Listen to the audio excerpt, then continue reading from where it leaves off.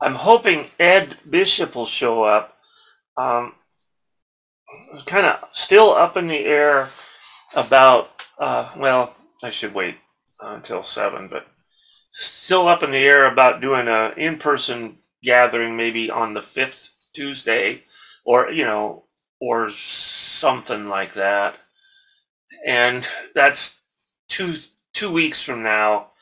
And I don't know that we can put anything together and pull it off, but it might be something to consider for both the general group and the digital group to periodically through the year plan on an in-person meeting on the 5th Tuesday, because that's a Tuesday we don't have any meetings.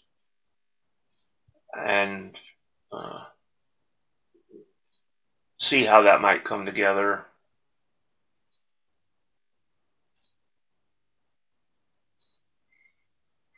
So Steve, I sent a Nexus kit out yesterday. They aren't going out very fast. It's the first one this month. And I know the problem is people don't have Raspberry Pis. Yeah, that's right. But I did see a 4 gigabyte Raspberry Pi 4B for sale for $100. Well, Really? So that was, the price is trending in the correct direction anyway. Used to be 135 for those not too long ago.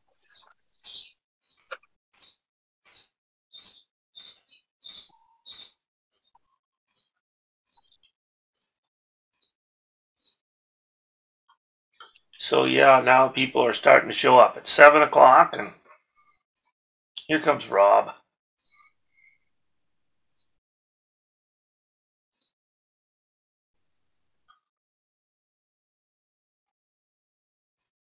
Hello. Hello. I'm stalling just for a few minutes here because I still don't know who's in charge. Well, it should be till the end of the month. It would still be Steve, wouldn't it? Well, that's what I don't know, because that September thing makes sense because the General Club doesn't meet in July and August. So they have the elections in June, and then the next meeting is in September. But it doesn't really matter. Nah. I've lined up, I've kind of put 2 people on the spot. I've got Peter on the spot, who's going to talk to us tonight about VARA, is it AC, Peter? VARA AC. And Randy is going to show us some bullets and antennas and stuff for AREDN, which I'm excited about. And then I have a little thing to show that has very little to do with electronics, but everything to do with hobbies and getting stuff done. And it turns out it's kind of cool, and it'll take 5 minutes. So I'll share that. And anybody else have anything for us tonight? Steve, have you got anything for us tonight? Yeah, I'm making a couple of relatively minor modifications to the script that controls the Kenwood 71A and the 710. So I'd like to do a short demonstration of that. Okay, let's put that one further down the line in case more people show up, so more people will get to see it. Okay. And shoot, I guess I'll go first because mine is not even electronic. I was working on a project that I've been working on for years. It's a marble clock. And I came up with the idea that I needed to get some test tubes. And I'll share my screen. So I ordered these test tubes from Amazon. I'll share the link here in a minute.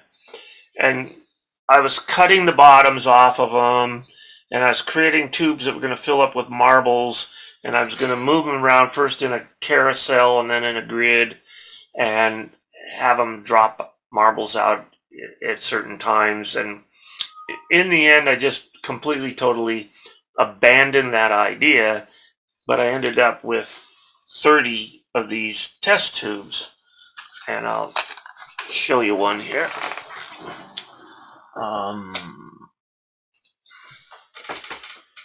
They call them test tubes, but I have this strong suspicion that what this really is a 2-liter pop bottle that hasn't been expanded yet.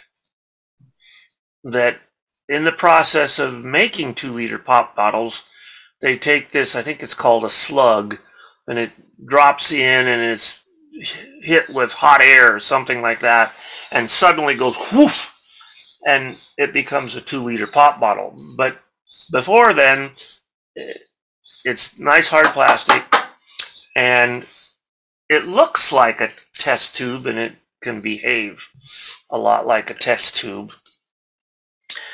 And I found out, because I had 30 of these things, that they were really cool for holding hardware, parts, screws, nuts, and bolts and stuff like that. So they just, you know, you fill them up. I think I even got one here that I labeled. Yeah, I put a label on it, so I have parts. And then I built this little rack here. I laser cut holes, and I took a broomstick and made this handle. This holds 12 of these test tubes, and I filled it with screws and nuts and bolts and stuff like that. And I was out in the yard working on the picnic table today. I'm building a rack to hold panels in, and I'm using that T-rail stuff and whatnot. And so I have the parts here for the T-rail hardware in these tubes, and I really discovered that these are very convenient to just whip the lid off and spill out just exactly what you need, and put the rest in the tube, put the lid back on. Very convenient and very easy to do. And so I'll put the link to this in the chat room. I'll show you one more time. It was like less than $18 for this, and it's a great way to store stuff, and very easy to use. The parts going in and out, and it worked really well. So hopefully I can do a paste. Yep. Nope. That's the YouTube. While you were talking, but I ordered some. Okay. So first of all, there is the link to last month's YouTube video. I had it queued up. And here is the link to the plastic tubes right there. So if you if you want to keep track of nuts and bolts and screws and stuff like that, you're great. And there's various ways you can cut holes in. You could 3D print something. You could cut holes with a what is it, Forstner bit or whatever, or talk to me about laser cutting something, and we'll get her done for you. But so that's what I had. That's what I had to share. I think if you use some hot dog sticks or whatever, you can make popsicles with those with your little holder in the freezer. Yeah. With Kool-Aid. Anyway, it was one of these things where it seemed to be a good idea, but when I actually started using them, which I was doing today, it was very convenient to just tip them, get exactly the number of screws I wanted into my hand at the time, you know, and screw the lid back on and park it out of the way. you don't have parts rolling around all over the place, and $18 for 30 of them. So it worked out good. So Peter has been messing around with VARA. And he was telling me some of the stuff he was doing. I said, Peter, would you be willing to talk about it Tuesday night? And he said, sure. So are you set up, Peter? Are you good to go? Yeah, unfortunately, the computer that I'm running VARA on isn't the computer that I have anything set up to be able to Zoom from, so I can't share a screen. But I will be able to go to the manual for VARA AC and be able to show some of the screen pictures, and I will also put in the chat room some of the links to various things to do with it. I realize that there are some people in the group who claim to be allergic to running things on Windows, but so what? We sort of be OS agnostic and play with things for the sake of technology. And I know that they're working on some other operating systems that this will work on. They're talking about things to do with running VARA under Wine and I don't know what all right now. But anyway, this is a Windows thing right at the moment. VARA is a sound modem that came out for first dealing with WinLink. It was one of these things that they had first the packet modem, and then the ARDOP modem, and then most recently one that's being adopted a lot is the VARA modem, and it's real forgiving as far as noise levels and low noise and getting through in all kinds of situations, both on FM, and there's an FM VARA and a VARA HF. I can tell you for sure the VARA HF works really, really well. I've worked a number of countries with it. I saw somebody post today on the VARA group that they actually worked somebody long path around the world. So anyway, it's a forgiving sound modem, and built into VARA, they had something called VARA Chat. Well, that was sort of a command line thing that was pretty darn primitive. Well, a guy in Israel has come up with VARA AC, which has a mailbox and pinging and record of who they've seen pinging and who's called CQ and QSYing, so that you when you call CQ on it, you program ahead the number, because there's 5 different sub-channels, 750 hertz apart, and they you can program into a quiet channel, what channel you're going to be listening on when you call CQ. So like on 20 meters, you're telling it to call CQ on the main channel of 14105, and then you tell it like you're going to be listening on channel 1 or channel 12 or whatever there, so that when the CQ comes through, if somebody answers the CQ, they're actually going to the slot. They call them slots, rather. You're going to the slot that they planned for it to go. Anyway, I've made contact, as I say, with a number of places, and it's a mode that's catching on. People are having fun with it, and also, I guess, using it for some practices of MCOM things, because the only thing you see on the screen when you're connected is not any distracting headers and footers and distracting things. When you're connected, all you're seeing is what's actually being sent directly to you. And then if you you send something called a VMail, you can actually compose something, send it through, and it gets saved in your VMail box.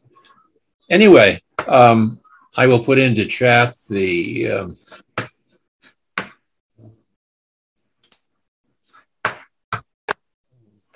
stand by here. Okay.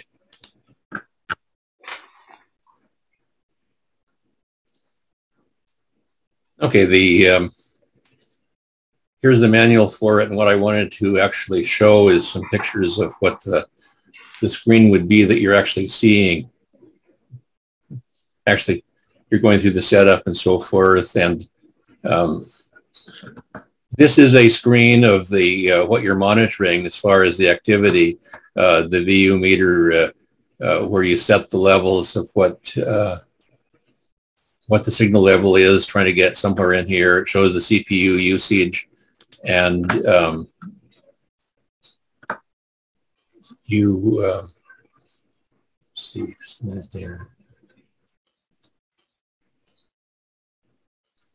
Now, I haven't found ideal enough conditions that I'm actually seeing all of this activity here. I see occasional activity to be able to monitor, but it really isn't as important as being able to see the things when I'm actually in connected mode. But I'm looking forward to actually setting it so that I can see some of these things in the background and see what's going on a particular frequency.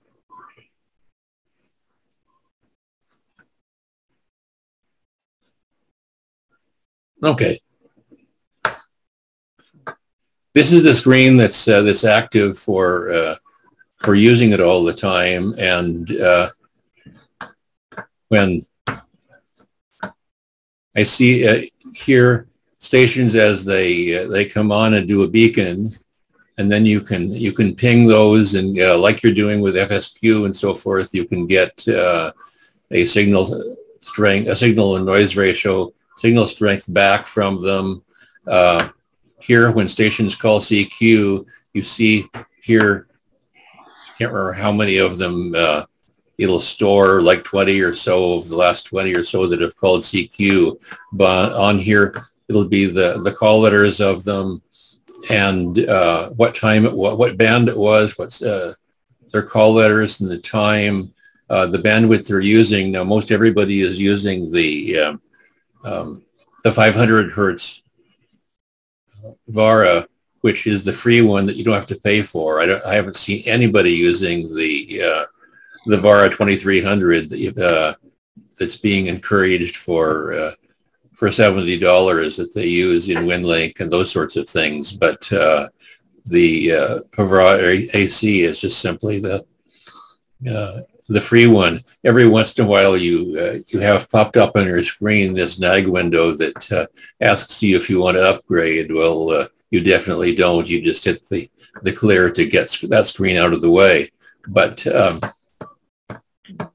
when you're if you want to just sit there and leave your system idle when you're away, you click on I'm away, and then if somebody connects to your beacon, they once they're connected, they can go to send VMail. A little mailer comes up, and they can send a well, very much like you see from WinLink mail or whatever. There's the topic and the to and from and those sorts of stuff, and you hit send. It gets loaded into your VMail box, and it would say up here, new VMail, and those get saved in a place until you get rid of them. The history of them is still there. When you're connected to somebody, you can either send one of your canned messages that you have, or you can type these things. It shows in this box here, it shows here when it's going out, and whether you're receiving or transmitting something. At the end, there's a logging program in it so that you can have it either automatically log a QSO, or you can set it so that you hit log every time, and it's so you have a history of who you've contacted and so forth. It also has built into it a connection to QRZ. So if you enter into it your QRZ password in setup, when you see somebody here, you right-click on them, and you can have it do a QRZ search. So simultaneously, you've got your web browser running and for QRZ, just like you can do with FT8 and some of those, you can actually find out about the person or station you're connected with while you're doing this and not having to get out of anything else. So anyway, they say it's a interesting mode. I'm not going to devote a computer to it and my Flex radio to it 24/7 like some people do for a computer and some sort of a separate radio, but it's something new to watch, and I joined their groups IO, and I'll watch some of the progress of it as it goes along, and I think it's something that's getting an awful lot of attention. It's going to be easier to use, easier to devote resources to at some point when it'll run on some sort of a computer that maybe isn't your shack or your whole Windows computer, but as it's sitting right now, you could use the VARA modem for WinLink and whatever else you're using it for, and you could have if that's your main PC, you can use it. Now, the radio that I'm using, I splurged a few months ago and got myself a Flex 6400M. So I'm running Smart SDR, their remote controlling all features program. I've got it running on my Mac for most everything that I do, but I have it sitting on my Windows computer too. I was given a free Windows computer that I use for various things to do with this and programming radios and so forth. So I've connected to the VARA modem with what they call DAX connections on the loading the VARA modem into it and controlling it with CAT and so forth. Now, the interesting thing about using a computer with the Flex radio, it's simply sitting here on my network. Unlike with a computer, or rather a radio, where you have to have lines going in and out and so forth, I just simply have an IP address on my Flex radio. I use Smart SDR on whatever computer I'm talking to it with. It finds that IP address, and everything to do with CAT and audio in and out and so forth is all just simply on the network. And then when you're connecting a program that isn't actually built into Smart SDR, you're simply connecting it, finding it with whatever operating system you're using and connecting to it as a virtual sound socket, and it really works well. I'm having a blast. Anyway, that's my thing, and I will put some links into the chat for people to explore VARA and VARA AC if they like.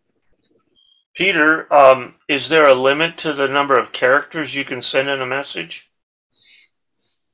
Not that I'm aware of, but you can actually send files. It's going to be it's slow. Admittedly, it is slow. It's not a fast thing. I don't know the limits on the file size nor the size of a paragraph or whatever that you can send through, but it isn't real limited. It's just a matter of the speed that it gets transmitted on, and it compared to some of the things we used to do in Packet and all, it's pretty darn fast. Great. Does anybody else have questions for Peter? Yeah, Peter, I have a question about VARA. I've not used VARA before, but I have read that it offers a KISS interface, so you can set up VARA on a Windows PC and then be running another application on some other computer, maybe a Linux computer, and you can communicate to it via KISS and control it that way. Have you tried that, or? No, I've not tried that. I've heard something about that too, but it's that's not part of VARA AC. But no, I have heard what you're talking about, but I don't know exactly how you implement it. But okay, and I also wanted to mention David. I forget his last name. The owner of the King Mountain site. mm-hmm. I can't remember his last name, but anyway, Andy put him in contact with me, and he has installed his remote Flex radio up at King Mountain. Oh, wow. And he uses his smart, was it called Smart SDR? Smart SDR, uh-huh. Yeah, Smart SDR, the remote control program that Peter was talking about at home. So I had to modify the HamWAN firewall up there at King to allow certain ports through so he could use that from home. So he was pretty excited about that. He doesn't have an HF antenna yet up there, but he did confirm that he can control it remotely from anywhere on the internet. Yeah, so, isn't he on the East Coast? Is he in? At the moment, yeah, he has a second home in the East, but I understand that as of a week ago or so, he's in Bellingham here. Yeah, he comes up every year. Yeah, I think I've heard of him. I think he's got some sort of presence in Georgia or someplace. Yeah, Georgia maybe. Yep. Ed, you can see your mouth moving, but we can't hear you.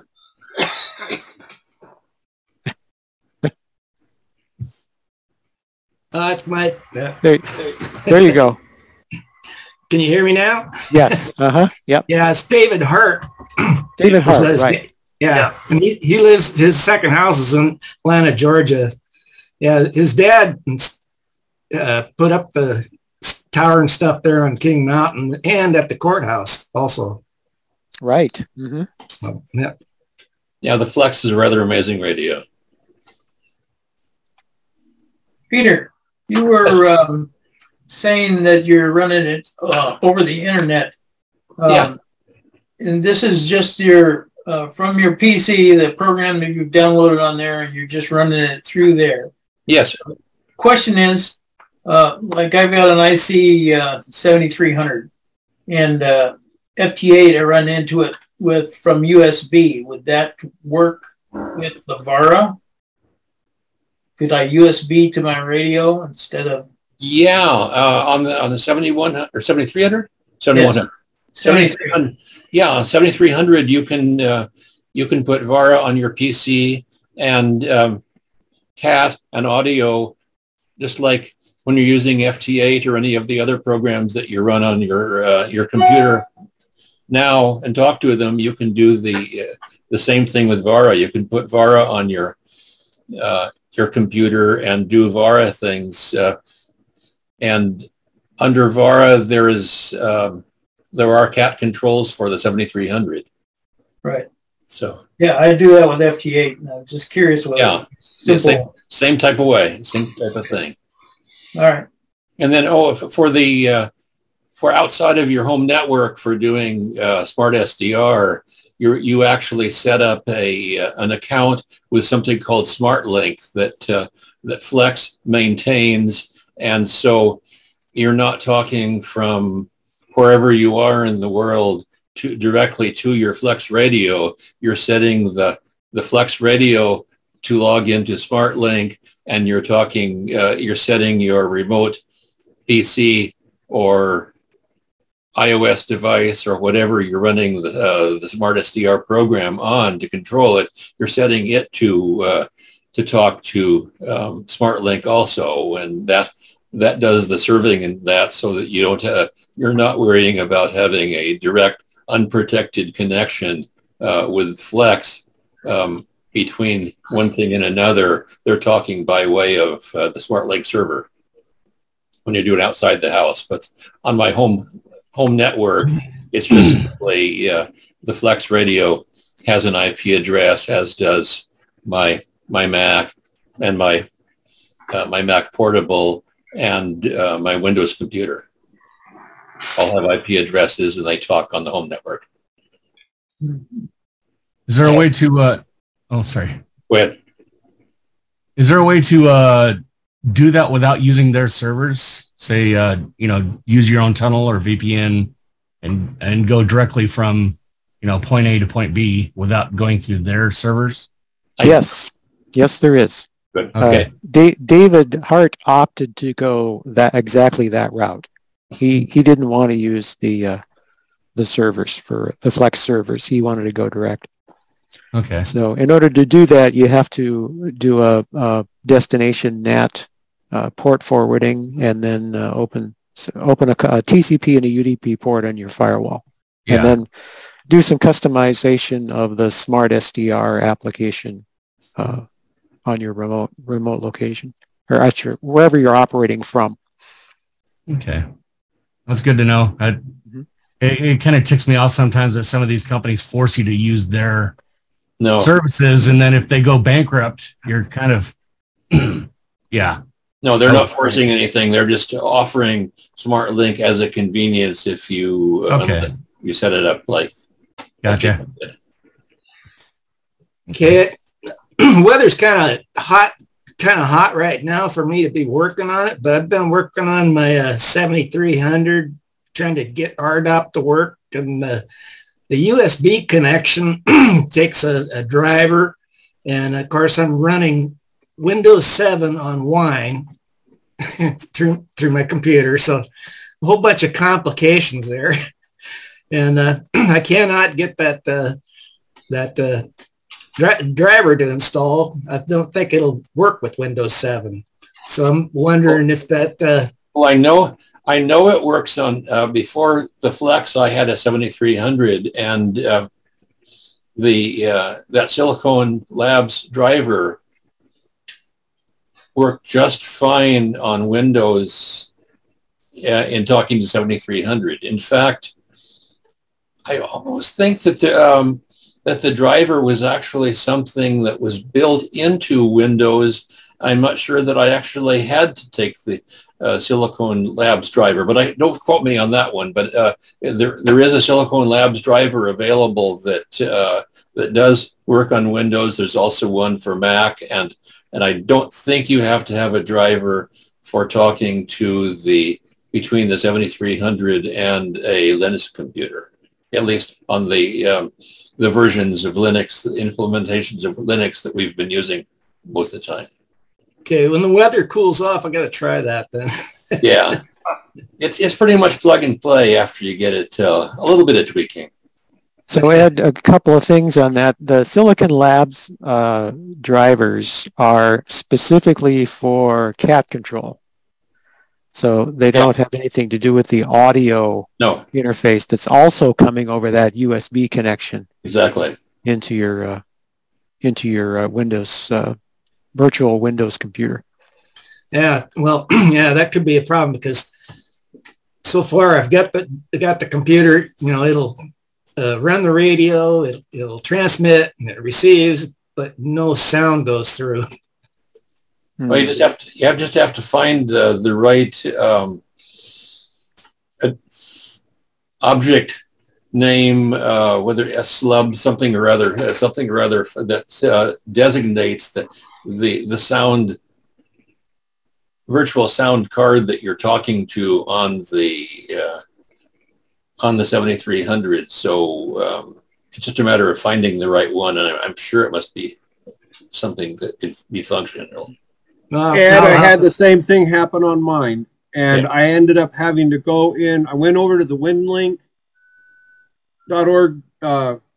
knowledge base, and I found a procedure that told me to go in.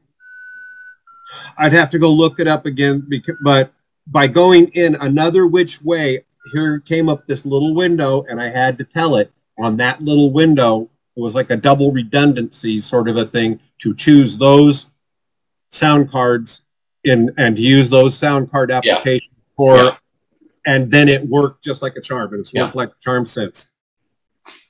I'll dig. I'll send you the link.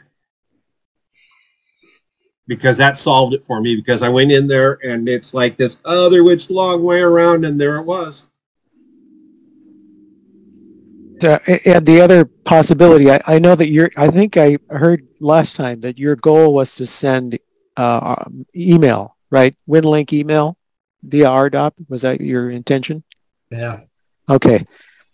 So if you are not tied to RMS Express, the Windows application for WinLink, and are willing to use PAT, then you can do an entirely Linux-based solution. You don't have to worry about a Windows 7 it really does work. Yeah. Yeah. So yeah, that keeps getting better too. Yeah, I've been considering that too. Yeah.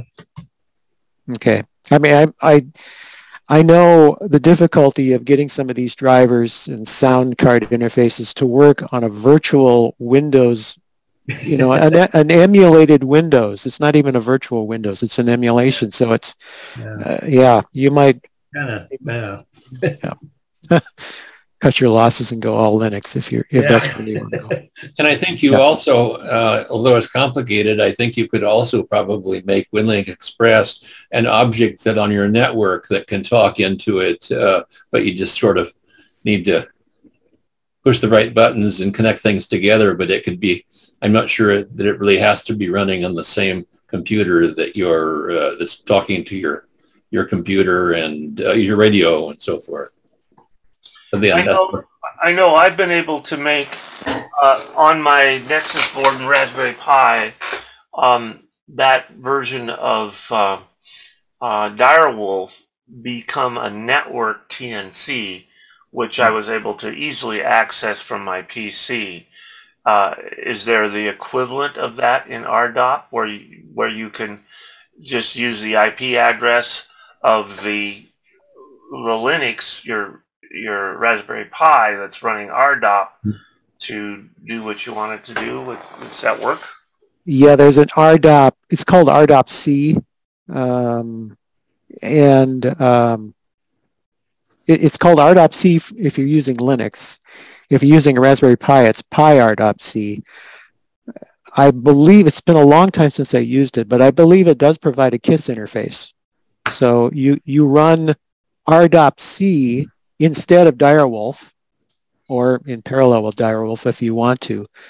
And then you point your instance of WinLink to the KISS interface of ARDOP C. And then ARDOP C then interfaces with the sound card of your radio and does all the rig control and all that stuff. Great. A lot of stuff to play with. Yeah. I have a question, Steve. Mm-hmm. I'm trying to set up my high-frequency radio for PAT and using ARDOP. Yeah. And on the configuration for the TNC, I think I talked to you or emailed you about that. I'm using a sound card other than the TPI. Mm-hmm. And so if I configure it, I have the B71A as my right-hand radio. Yep. So I've configured my KX2. What did I just do? As a, hang on a minute, losing my screen here. There we go. As a left-hand radio. So if I go into the TNC configuration, under the capture and playback, I choose my USB sound card. And then do I switch the GPIO pins to over to 12?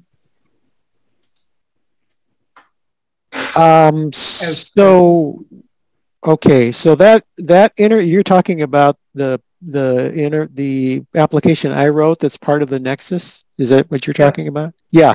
So that only provides an interface to Direwolf, which does not support ARDOP. You want to do ARDOP, right? Right, but I have to go through the configure. Like I got the rig control, I can choose the KX2. And I don't have to configure all this and then go to the web page, to the interface? No. Unfortunately, it's more complicated with ARDOP. Direwolf is completely out of the picture, so the application that I wrote doesn't apply. If you want to go, I've not written an application that interfaces PAT with, that simplifies the interface between PAT and ARDOP. I don't have an application like that. I've only written one for PAT and Direwolf. So it is possible to do, and it's basically what Ed wants to do as well, but you have to manually configure certain files, ARDOP files that point to your sound card.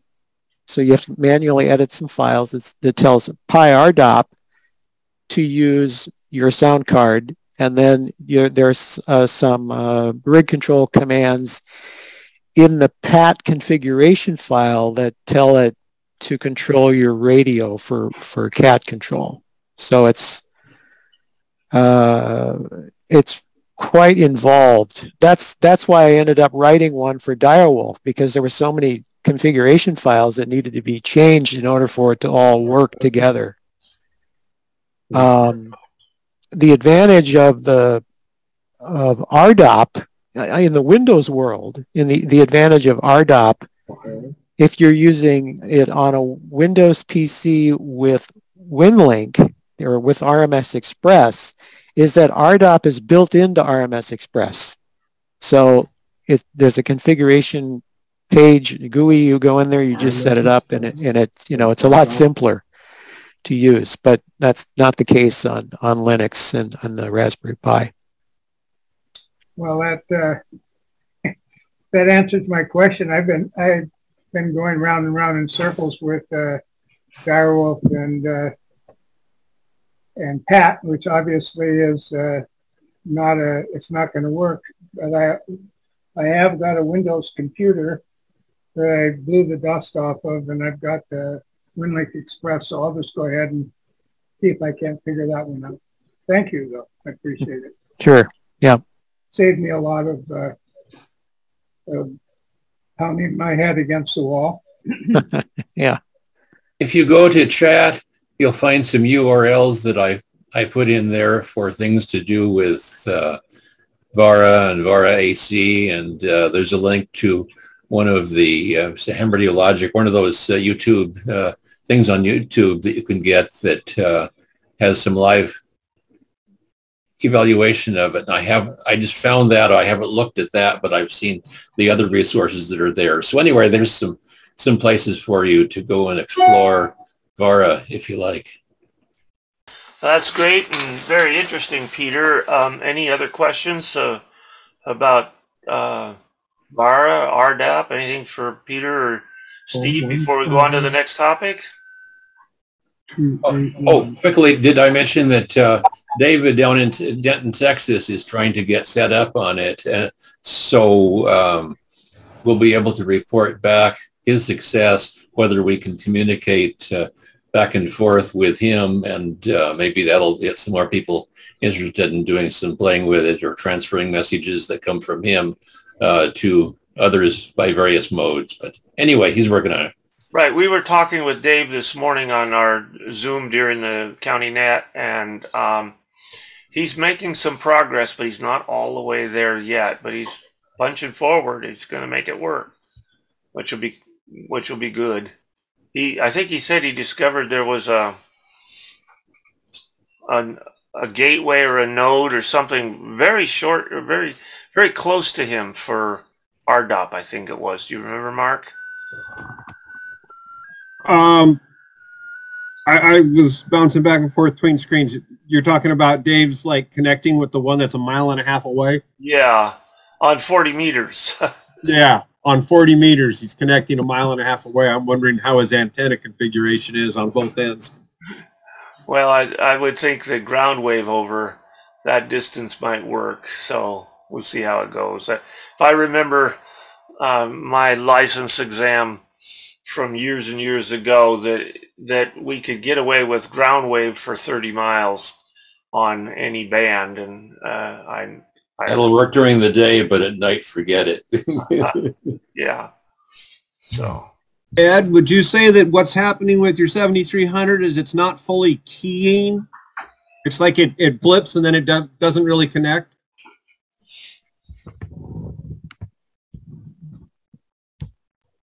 Actually, it connects. I can control the radio, but when it transmits, no sound goes through. It doesn't transmit anything in the transmission. It just. I just posted the Winmore Groups IO web page to that article that's got this procedure in it, and it's like the second or third post down in it, and it gives you where to go to find it.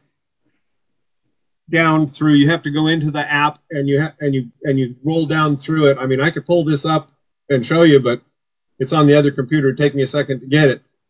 You go down into the app, and then you go into RMS Express, then the ARDOP, and then you go to, it opens up and you hit the file and it pops up the virtual TNC setup, and then you select your sound cards, and it's just like, there you go. And because then it actually keys and talks to it.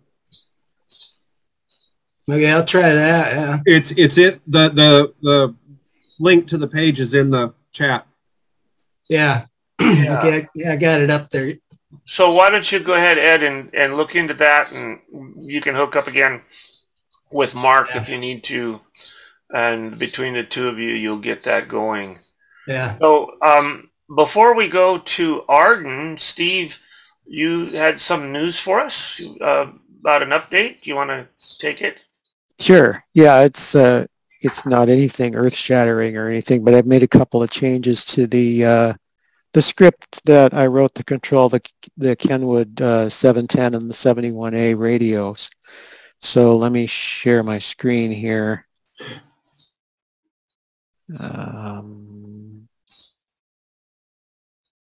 So many windows. Let's see. Here we go. That's the one I want to share. Okay, so I've talked about this problem with the 71A and the 710 before, and that is there is a limitation on the radio such that let's say you're in like on the right side of this radio, this is a 710, I'm in the VHF band here, and if I try to change to a UHF frequency in VFO mode, it just refuses to do so. And that's because you have to set the frequency band per side. And there is no way to do that programmatically. There's no cat command that allows you to do that. You have to actually go into the menu system of the radio or create a shortcut on one of the PF keys on the radio in order for you to make that change. So one of the features of this script is you can go in here, for example, and try to change the frequency of this location, this memory location. Now, the left side of this radio happens to be in memory mode. That's what the MR means here.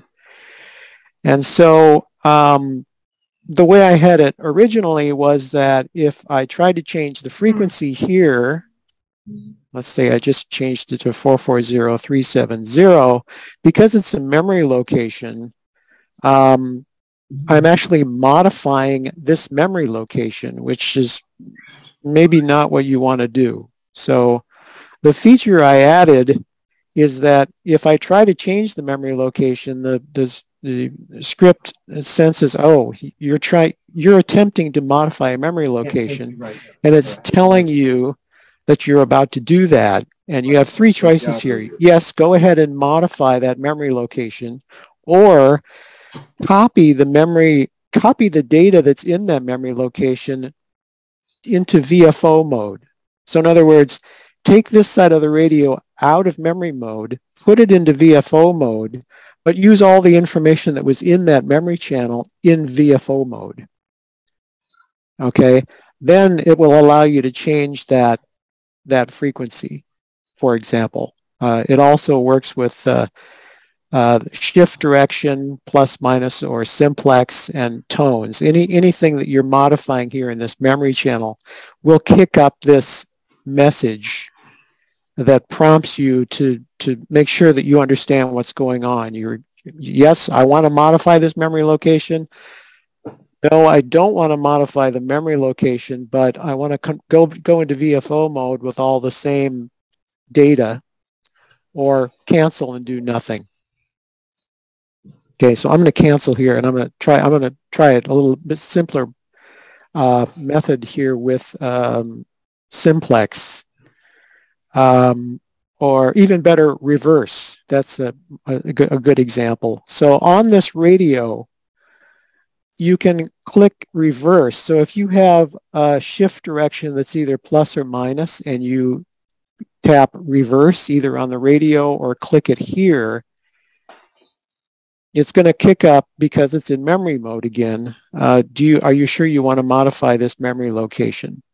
Okay, so we don't. Let's click no. So what happens is that it converts it. It has all the data from that memory location, but it's now in VFO mode, and it's in reverse. So it's reversed the transmit and receive frequencies here. Okay. So if I want to go back to that memory channel, I just toggle this to memory mode, and it goes back to that memory channel. And reverse gets removed.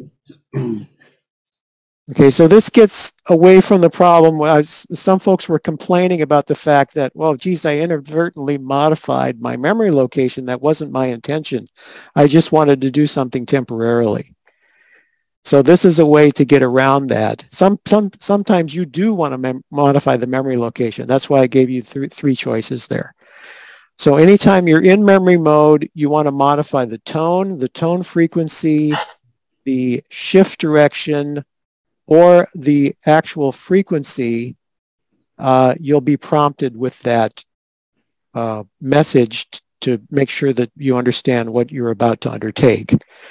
If I try to do that over here on the on the side that's in VFO, on my B side, for example, I don't get that prompt because I'm free to make any change I want here. So I can change from a plus to a minus shift if I want to. That's new, by the way. I didn't have the ability before to modify simplex, plus or minus shift, but that's in there now. And the other thing is that I can do a reverse here and turn reverse on, and you can see the frequency changed here. So the transmit and receive frequencies are now reversed. Now that only works because I had plus selected here, plus or minus. Okay, so if I go back here, put everything back to normal, normally there is no shift, it's simplex, okay? And I do reverse, then even though it's in reverse mode, the frequency hasn't changed because it's simplex, right? So the reverse and the transmit and receive frequencies are the same. I know that sounds, you know, I've made it sound more complicated than it is, but this has been an irritation of mine for quite a while that I couldn't actually modify. That's really going to be handy, Steve. Yeah. That'll be great. Okay. Time to update those programs. Yeah. Yeah. The other thing you can do also is if you need to set up a repeater kind of quickly and you're in VFO mode, you can go in here and select a tone and then a tone frequency if you want to, you know, and basically set up a, let's call it 114, for example, and then do a minus offset, let's say. Okay, now you're ready to transmit on a repeater, if this happened to be a repeater frequency. Okay, so the other thing I was alluding to earlier, let me put this back to no tone and put this back to simplex. The way I have my particular radio set up is that in VFO mode, if I try to enter a frequency that's not VHF, it doesn't take any action. So, for example, my B side frequency currently is a VHF frequency. If I select one 442.365, for example, and hit OK, well, it sent the command to the radio, but it didn't change. Okay, that's because my frequency band on the right side of the radio is limited to VHF. On the left side of my radio, my frequency band for VFO is limited to UHF. So if I toggle this to VFO, this happens to be what I had as a VFO frequency on the left side of the radio. If I'm on the left side of the radio now and I'm in VFO mode and I try to go to 145.020, for example, okay, so I sent the command to the radio and it didn't change frequency. That's because I'm not allowed to change from UHF to VHF, because that side of the radio is set up for only UHF. And again, the only way to make those changes, to make a side of the radio VHF or UHF, is to go to the radio itself into the radio menu, or if you have a function key set up like I do on my radio. Any questions about that? I know that's kind of convoluted, but okay. Are these changes like finished now, or are you still working on a few things? Or I'm still doing some testing on it to make sure that I've not forgotten anything, or I want to also make sure that I haven't broken anything by introducing this change. And okay. I have some documentation to do. So within a week, I'll have this posted, and I'll send a note out to the group telling you there's a new version available. Well, if you need a guinea pig to help test, let me know, because I finally got my radio and stuff up and running. So I've been kind of last 2 days been messing around with your script here. So. Oh, okay, good. Steve. Thank you. Yep. The question, what I'd like to understand is why have you set your radio up this way? What is it? What is the benefit of using this approach from your perspective? Okay, so I like to have the flexibility of having the ability to change a frequency on my radio from a to be able to select any VFO frequency in the VHF or UHF bands. Mm-hmm. Okay, so that's why, and if a lot of people have their radios set up for both the left and the right side, the frequency band is VHF. So in that particular configuration, they cannot change to a UHF frequency unless they go into memory mode and select a memory that happens to be UHF. Okay. Okay, so it's just flexibility. So basically, you know, my left radio is VHF or UHF and my right radio is VHF. Right, but as long as you're using memories, left and right can be either. That's right. Yep, that's the advantage of using memories. If you're using memory mode and you're calling up a memory location, it can be either one on either side, and the frequency band setting is irrelevant. So all you're saying then is, you know, if we go to that setting in our radio and just set it up that way, we get the benefits that you find of being able to call one way and one the other, but we still have our memories, so that if we're using memory, it doesn't matter. That's correct. So that's where you get the additional flexibility. Right. Okay. Mm-hmm. Well, that helps me understand why you do what you do. Yeah, and I've been stuck before and confused and frustrated with, I like to, somebody will say, hey, well, let's go to such and such a frequency. And rather than spinning a dial, and maybe it's a frequency I might not have already programmed, I want to just take the keypad on my microphone and punch in the frequency, and my radio would not go there. Right. And and this explains why. And I think you explained it to me a long time ago. You set me straight. But it's good to review this. Yeah, you can't just pick up your microphone and punch in any frequency that you want to go to. It's got to be the correct side of the radio for the bands that you have. Memories go. Doesn't matter. Mm-hmm. Yeah. Time to pull out the manual and figure out how to do that setting. Yeah, I assigned a function key on my radio to it. PF1. PF1. I could just toggle. Yeah, you can go in there and assign the function keys to a lot of different things, and that's what I chose for PF1. Okay. And those function keys are on the 710. Are they on the 71A? They do have function keys on the 71A. I don't know what they look like. I think they show up on the bottom. You know what? I don't have the lights on. They are labeled in there. So the buttons have multiple purposes. Right.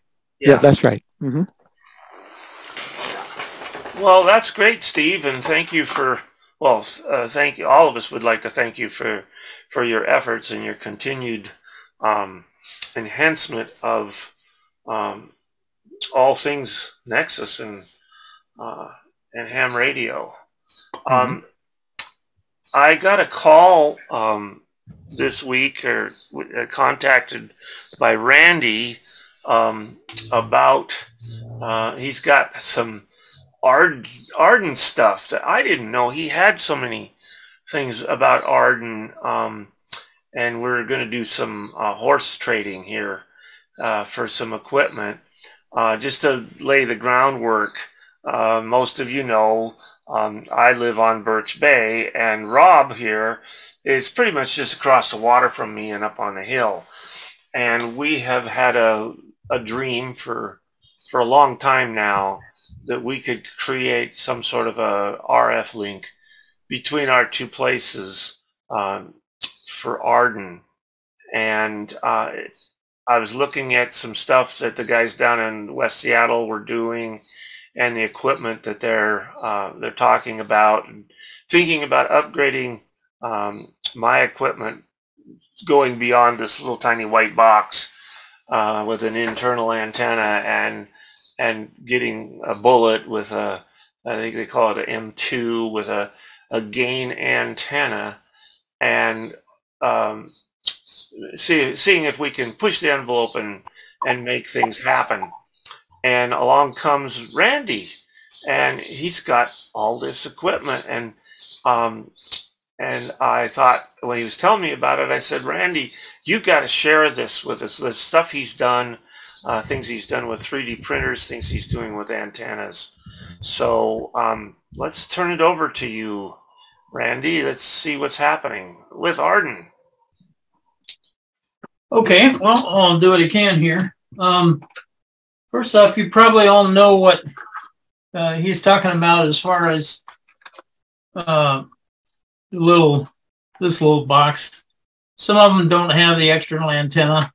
It's just a travel router, basically, that you can go to AREDN and get the software, download the software, and set it up. There you go, Rob. Yeah, same kind of thing. And so then it operates on AREDN. And so this bullet that he's talking about, it was Ubiquity bullet. Now it looks like it's called the AirMax bullet M2. They had an M. That really won't work for AREDN. The M2 will, and it's basically restricted because of the amount of memory. The M2 has enough memory to do the newer stuff. Now, it doesn't do the latest necessarily. It maybe a couple back. If you look at AREDN, you'll see that it's light green instead of dark green, meaning that it's limited in it's number one, it only has 32 megabits of memory in it. And number two is that it is single chain. It's not a dual chain device. meaning that it's just using one channel instead of two. Throughput is still 100 megabits if you've got a good connection. So what we're talking about is this little device has an end connector on the top, a male end connector, and there's a, I don't know if you can see that there. Yeah, we see it good. There's a Ethernet connector in the bottom there. There is a reset button down there, but you want to be careful about that. It's very small, and if you push too hard, you're going to have to tear it apart and try and fix it, because it will break. So this happens to be a 5 gig unit, but they're identical as far as size and everything else. There is on the front here, there's some LEDs. Of course, when it's outside up there, you're not going to see them unless the lighting is right and you got some binoculars. But there's a single strength indicator and there's a power indicator. And when you put AREDN in this particular unit, the third one up is, it will, when you are meshed with another node, it will turn red. It'll come on red. It's not there. If it's not meshed with anything, there will be no indication there. If it is meshed, it'll turn red. Like that. Okay. So the red one there is saying it's meshed. Right now it's meshed to this little, the little travel, the AR150 here. So we were talking about getting across the bay, and I mentioned to Bud that, and this is PoE, it's power over Ethernet. So you can put this up on a pole outside and run your cable down, and then with either if you've got a server or whatever switch that will power it, you can just plug it into that port, or you can get this is a single power injector here. It'll work both ways. You can actually run it up and run the power out, but the voltage is going in here, and this one is your PoE that goes out to the device, and the other jack there is where you put your signal in and out. Now that's a single one. Here's a 4-port, that 4-port that has the LAN on one side and the PoE on the other, and it's either the little regular plug-in, or you can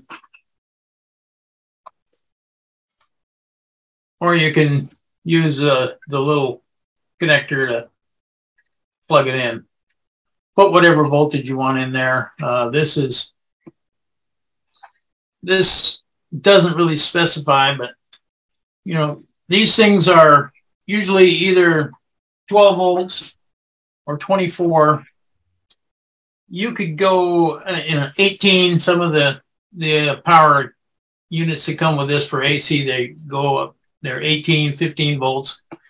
Just kind of depends on how long of coax that you're feeding up to the antenna coming into your shack or wherever.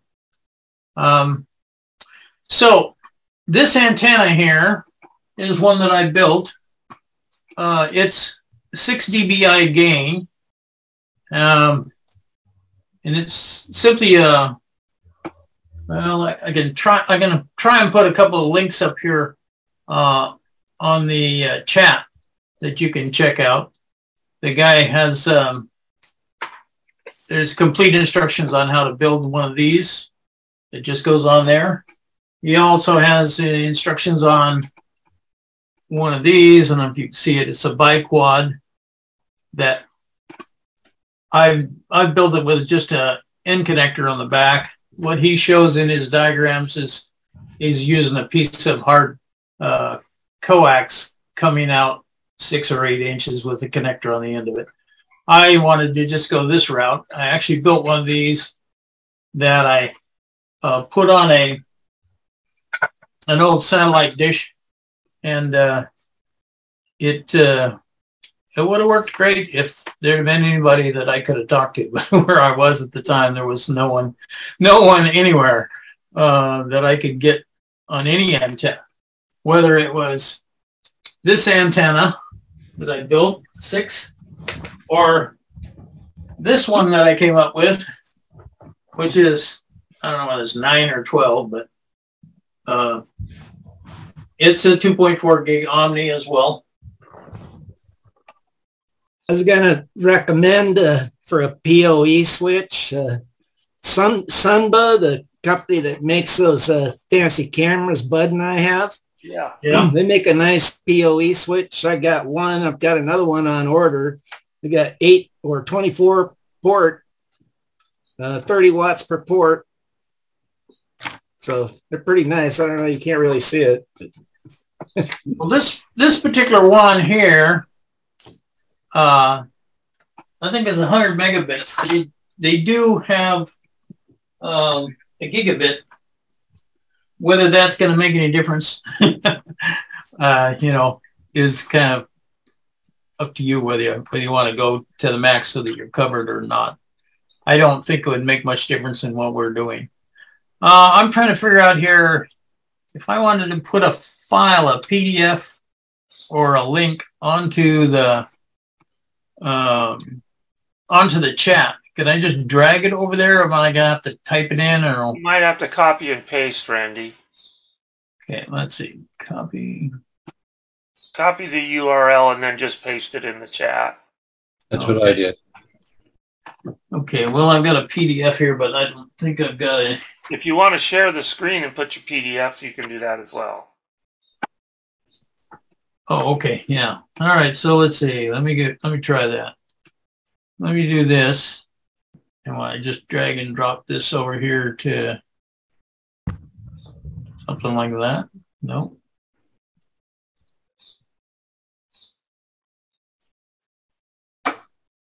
There we go. There we are. Okay, so this is a table of power limitations here, dBm to watt conversions. Now this particular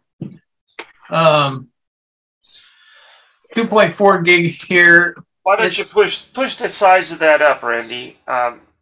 Go full screen on that.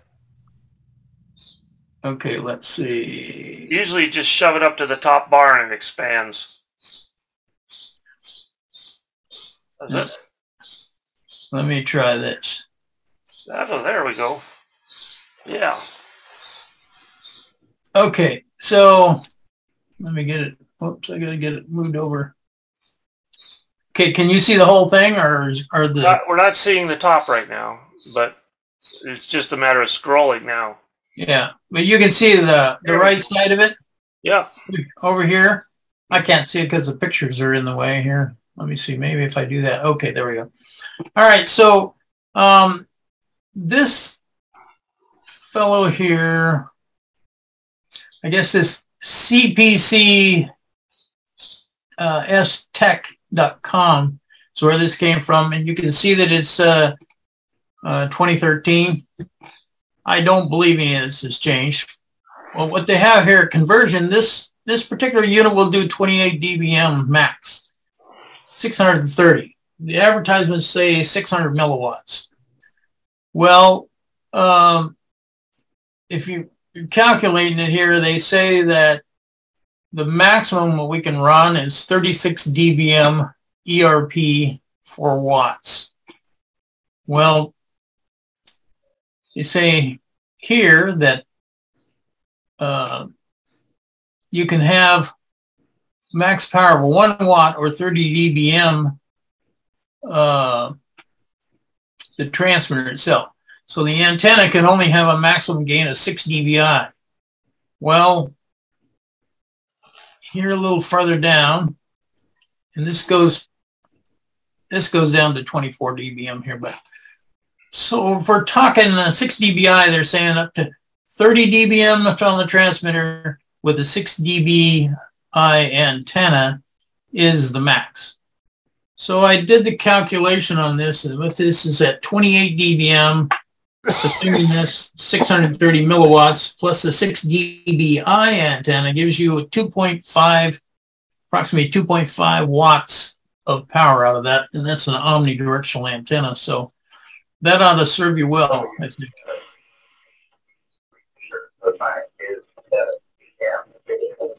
Okay, so let me see now if I can. This shows that antenna. Lighting's going to be a problem. That all of this stuff.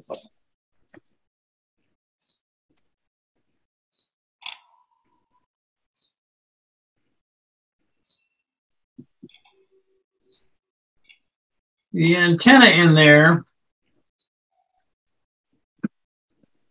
it's simply some like 12 gauge wire, electrical wire that is put in there, and you can find all this on that martybugs.net. Is that Marty with a Y? Yeah. Because what I'm seeing looks... MARTYBUGS.net. Yeah, I got it up here. I'm confused, but... Okay, well, let me bring it up over here on this other computer, and I'll step you through it.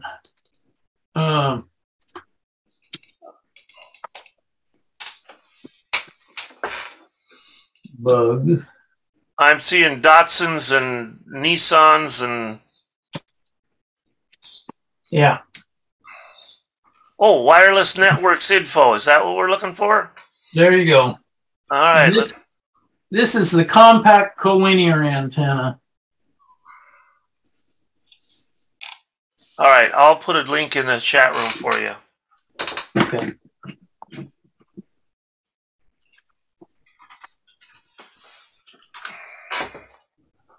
There you go. Okay, yeah. So that, if you're looking at that, it's step-by-step of how to build one of these things. And even the way he wound the coils wrong the first time, and various other things for a higher gain, a longer stick.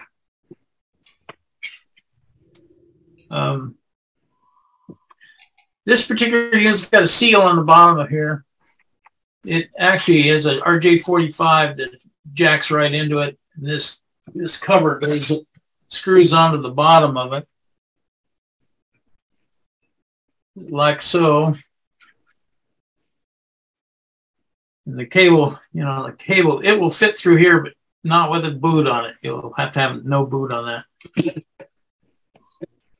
And so the other thing that I did was I found this mount. I printed up. It was way too small. I had to upsize it and try it and get it the right size. This is in PLA, so I don't know how long that would last out in the weather unless you coated it with some paint or something, or printed it in ABS. Anyway, this fits right on there just like a glove. And so there's supposed to be Velcro or something around here to strap it in 2 places. And it has the holes so you could use U-bolts to bolt it to a support. And there you are.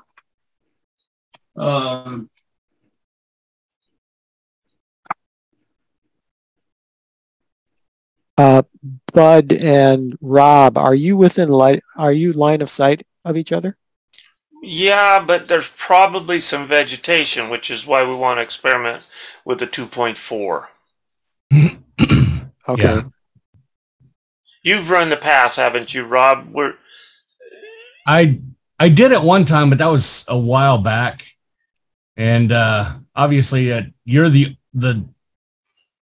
only person that I could probably see because I'm on this weird terrain, kind of side of a sloped hill here. So I could kind of see you as long as the trees aren't, completely in bloom. Yeah. Yeah, Steve, we have a straight path, but there's going to, because of trees around Rob's QTH, there could be some issues there. And so that's why we want to just experiment with it and see whether we can get through them or not. Once he gets a few blocks away from his house, it's just air and water, just nothing between us. But there will be some neighborhood foliage up there on his side of the hill. Okay. I'm predicting that you probably will end up having to get dishes in order for this to work and line them up, but not sure if it'll work with Omnis. That or whether we would go with Yagis, but yeah, it's just a place to start. Sure. Well, those panels, well, not that type of panel, but the panels that they have on some of those, like the was it Microtix and right. Yeah, I don't know how big they are, but they're about yay big and relatively flat, and you just put it up on the mast, and they're somewhat directional. I think, I don't know what, is it 70 degrees or 120 maybe? I'm not sure exactly what but they're directional though. Those are about 18 inches square. They're 25 dB. The ones that I saw. But I mean, it's either could put one of the light mesh dishes up or one of the panels, because I don't think an Omni will work very well for me, at least. Well, I know people are running AREDN on the same dishes that we run HamWAN on. So right, they have 2.4 gigs of those. Yeah, this is that's a $40 unit that's 65 degrees, and it's about 9 dBi. Is that a 610? Pardon me? Is that a 610 or? This is a 3. Let's see, what is this? This is a 210. Yeah, CPE 210. Oh, 210. Yeah, sorry. That's CP link. Yeah. I don't know. Because I think that was on sale on Amazon for a while there. It might still be. And I was thinking about picking one of those up, but everybody was giving me conflicting information, which was better and which had more memory, because I don't want anything with really limited memory. So, if I had to do it a future update, that it wouldn't be able to do it, do anything. Do they still make the 900 meg versions? That would like gangbusters. That would. Yeah, that would be a lot. That would definitely work. Can we run AREDN on 900 megs? Yeah, there's definitely a 900 meg spread spectrum version of that. If the hardware is available at a reasonable price, that'll work beautiful. I've got a great 900 meg antenna. Because if you look on the AREDN web page, they show the various colors for various things on the map, and one of them is 900.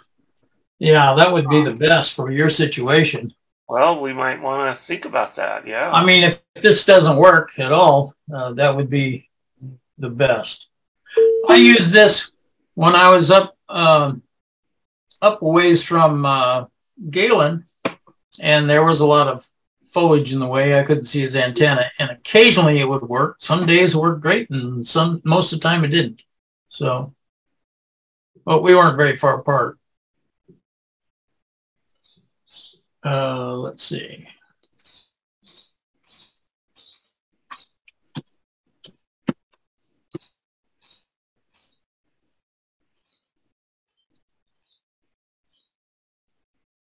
But how far apart are you and Rob as far as distance? 2 miles? Yeah. Yeah, that's less than 2. Probably less than 2, yeah, as the crow flies. Yep. That'll be fun to try. Looking forward to it. And 90% of it's water, over water. So it's like, yeah. That'll be fun. It looks like there's 4 channels on 900 megs. I'm on ardenmesh.org, and it'll be spread spectrum, so you'll be missing out on avoiding some of the things that are fixed frequencies. Yeah. And the only thing that runs, yeah, shared with U.S. unlicensed. Yeah. So the only device that works on 900 so far is what, the Rocket or Nano Bridge, maybe, possibly. Let's see. Nano Station.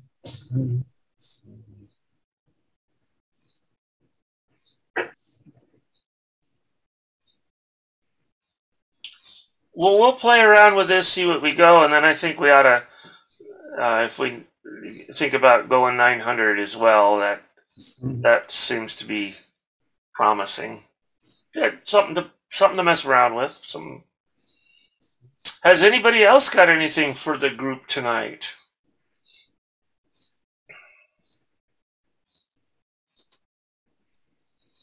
So, Ed, you're still here, aren't you?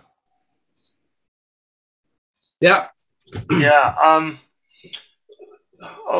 We've talked a little bit about how to reinstate some in-person meetings, and we've got people that are really fond of the Zoom meetings, and it allows us to have participants that are much further away than what would be an easy drive to Ferndale. And we toyed with the idea of maybe having an in-person meeting on the 5th Tuesday of the month. It's a Tuesday that we're not meeting, and they come up, maybe there's only 4 of them a year, and whether that should be a digital group meeting or a general group meeting or combination or whatever, but maybe we could give it some thought. The first 5th Tuesday that's coming up is actually August 31st, and that's 2 weeks from now, and whether we could pull something off and get it organized and ready. We even talked about making it a potluck picnic or something. Yeah, we're thinking about, some kind of like a parking lot meeting or something like that, or an outdoor thing or something. And so I guess the question is, can we pull something, throw something together and make it happen between now and August 31st? Or I haven't looked at the calendar, or go further down the calendar and have time to actually plan, figure out where we're going to meet. A makerspace at the mall might be available, or wherever we would choose to go, and then give people an opportunity to figure out what it is they wanted to bring and show and tell, or what we could do different that would put us together in person as opposed to just on our screens. Yeah, we just got to figure out a place to do it is all. Heck, back in high school days, we'd organize a kegger party and overnight type thing. So Yeah. we can really, it's always, you can get it going. Kegger sounds good. Yeah. Yeah. But Well, there's something else I was going to maybe let everybody know is, especially Galen there, I suppose, but that Ontario Surplus Company says that rocket launcher, that the AB-577 GRC, or the rocket launcher WECG, they've got more of them available. They're back in stock. So do we have a board meeting next Tuesday, the 4th? Yeah. So why don't we hash out what we could do for? I mean, we might be able to get the back room at Bob's Burgers or something like that. Yeah, maybe. And just have an eyeball QSO. August 31st, by the way, is Wednesday. Okay. 30th. It's the 30th. So it'd be 30th. Okay. Yeah, but it's a Tuesday, so. Oh, yeah. All right, we'll make that a topic at the board meeting then. Yeah. Well. But yeah, what would be nice would be to have the in-person meeting and Zoom meeting at the same time, you know, if we ever get back to having something regular. So, yeah, maybe so, but I can tell you from experience, the groups that I have joined in on where they have attempted that has been nearly disasters. All you need is somebody in the room that has a laptop running with an open mic, and you've got echoes bouncing all over the place, and you don't know where it's coming, why what the extra mic is. And it turns out to be, some guy over in the corner had it on. He brought up Zoom on his laptop, but he's at the meeting. And, you have to have some rules, I guess. Salmon Group spent over a half hour trying to make it work the first time they did it. And other groups we would need to figure out. I know that Microhabs tried to do it a couple years ago, and it was like crazy. So it's not like, we'll just put Zoom on at the meeting and it'll work. And then you find out, holy cow. So we would really need to. Well, I wonder if the host could just mute everybody. Yeah, I'm sure that would be required. Yeah. But no. Except for everyone in the room. You've got to mute them coming and going. See, we're muting your microphones. You need to mute their speakers. Well, yeah. Yeah. Yeah. But anyway, if we want to do that, we need to do a dry run and learn how to do it and talk to people who have figured it out and done it successfully. Yeah, good idea. Yeah. Yeah. So, David, I've got a question for you. Let's see. Am I come through? Yeah. You at Field Day, you had on your Pis, you were running, instead of SD card, you were running a USB memory. What type of memory were you using on that?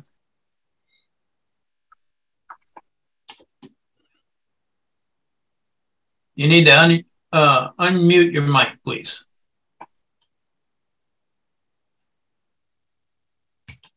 So what was the question again? The question was, at Field Day, you had a Raspberry Pi that you had eliminated the SD card and were using a USB memory to run it for the operating system. Mm-hmm. What type of memory, USB memory plug were you using? It was a Samsung 64 gigabyte 3.2 USB 3.2. So it's a high-speed USB. Uh-huh. And it's plugged into one of the USB port, high-speed ports. Okay, so I think the key there probably is that the 3 or 3.2. Yeah. Yeah. Okay. Otherwise, I've never tried a USB 2 because I just assumed it would be too slow. It is. Don't even try it. It is unusably slow. Well, I tried loading one up, and I'm pretty sure that I probably had it on a 2.0 instead of a 3. It just got hotter than the dickens, and it was getting in there, but it was just really getting hot. It was getting so hot you couldn't touch it. Yeah, so I run 3 Raspberry Pis off of USB drives with SSD drives in them. I don't use SD cards on 3 of my Raspberry Pis. It's very easy to do. Now this only works on a 4B. It doesn't work on the 3B. This only works on the 4B. And the procedure is really simple. Rather than burning the image to a micro SD card, you just plug your SSD drive into your computer, excuse me, your Windows computer or your Mac, whatever you're using to burn your image, and you burn it right to the USB drive. And then you plug that USB drive into a USB 3 port. Those are the ones that with the blue tongues in them, the USB ports with the blue middle. And they work great. They're very fast. You do have to be careful if you're using an SSD card, a SATA SSD card, or I'm sorry, SATA SSD drive, that you avoid certain USB drive enclosures. The Sabrent ones are quite problematic with Linux. I've had really good luck with the enclosures from Ugreen. They're around $11 or $12 on Amazon. And I've had really good luck with the NETAC SSD drives, which are available on eBay. They were recently anyway for really excellent prices. I think they were around $17 for 120 gigabyte drive. So the other option is what Rob is holding up there is the new form factor. What's it called? What's it called, Rob? NVMe. Yes, thank you. NVMe. Those also work great. And the ones from Sabrent, the NVMe interfaces from Sabrent seem to work fine on Linux. It's just the SATA USB enclosures that are problematic. The NVMe SSD drives are much smaller than the SATA drives, and they tend to be a bit more expensive. I don't think they're any more or less reliable. So if you have an application that writes to the disk a lot like I do on 3 of my Raspberry Pis, that's the way to go. Definitely avoid the micro SD card in those cases. You also have to go in and change your boot drive designation in the, you have to change, put any. I was reading where you turn the one off and turn the other one on or something. I mean, it would look for the SD drive. If it didn't find it, then it would go to the USB.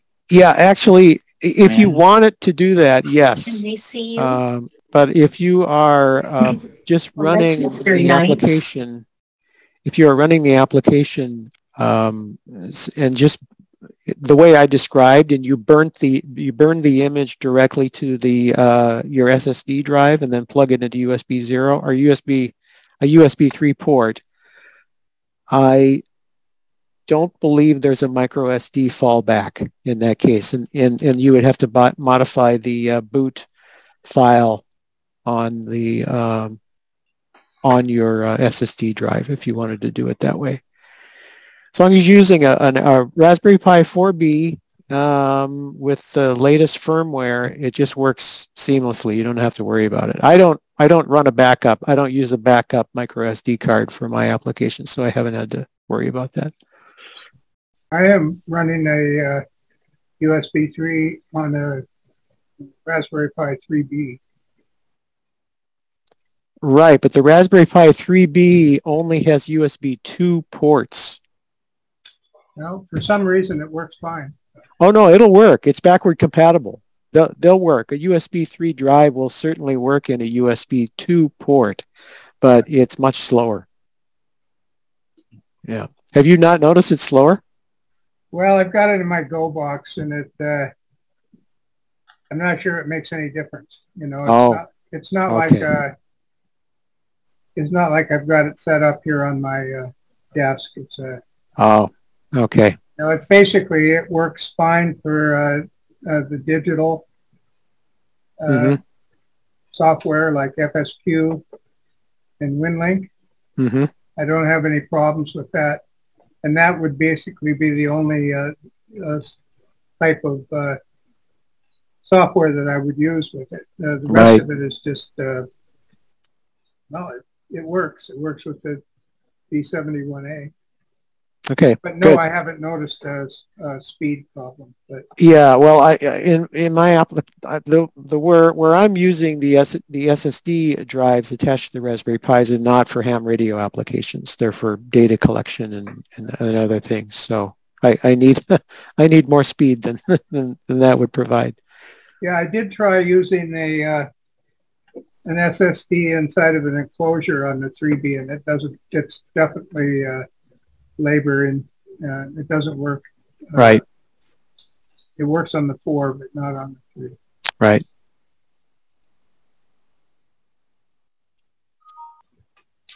Okay, well, before we wind it up here, I just have one more thing to throw out here, and that is that the annual Salmon run is coming up on September 17th.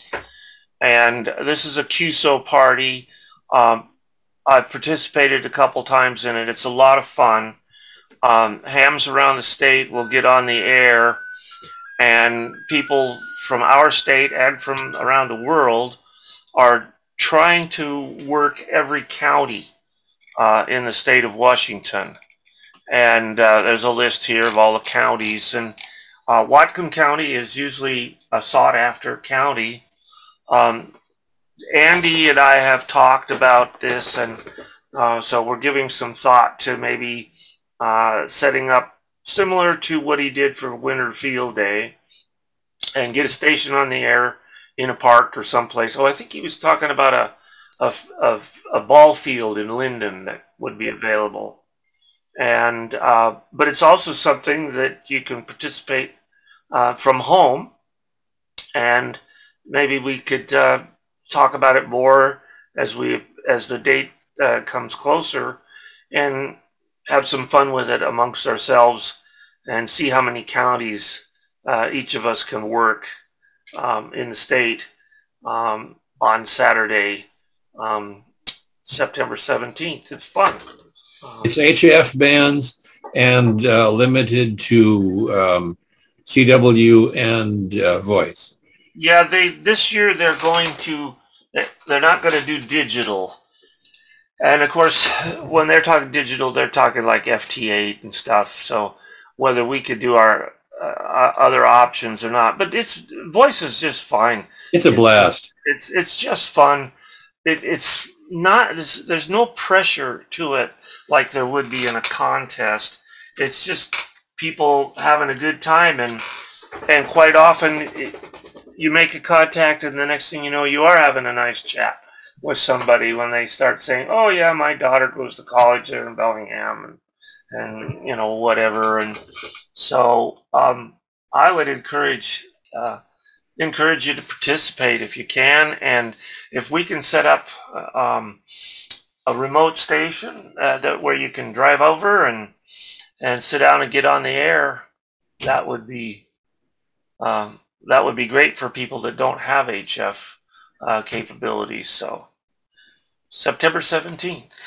17th and 18th. And 18th. Yeah. It's at 24 hours, right? Right. So it starts at 1600 Zulu, so let's see, 7 hours off of that would be 9 o'clock or something. Yeah. In the morning. Yeah, something like that. Yeah. And I know through the years I've met up with people on that who I've known through the years through the Tacoma Radio Club, or somebody I met through Packet who's over in Eastern Washington now, and things like that. So it just sort of finding old friends, and it's pretty casual and conversational, and it's fun stuff. There was a frequency on the air where it was kind of like a net control, where people who were trying to get hard to get counties could go and say, "Hey, I'm looking for such and such a county, and I needed a county." I don't know if it was Adams County or it was a county in Eastern Washington that I just wasn't finding. Yeah. And I went in there, and somebody had said, "Well, hey, we've got Adams County here. Anybody need Adams County?" And you took turns working them. And so I came on, and the exchange is your county, as I recall. Yeah. County. And I said I was in Whatcom County, and boy, all of a sudden, there were 8 or 10 guys that wanted to work me. And they just, one after another, after another, after another, I just sat there and started logging them. And it was a lot of fun. And it would be fun if we can get out, and September tends to be nice weather. Get outside, put some antennas up, and run a generator or whatever, and put a station on the air. So.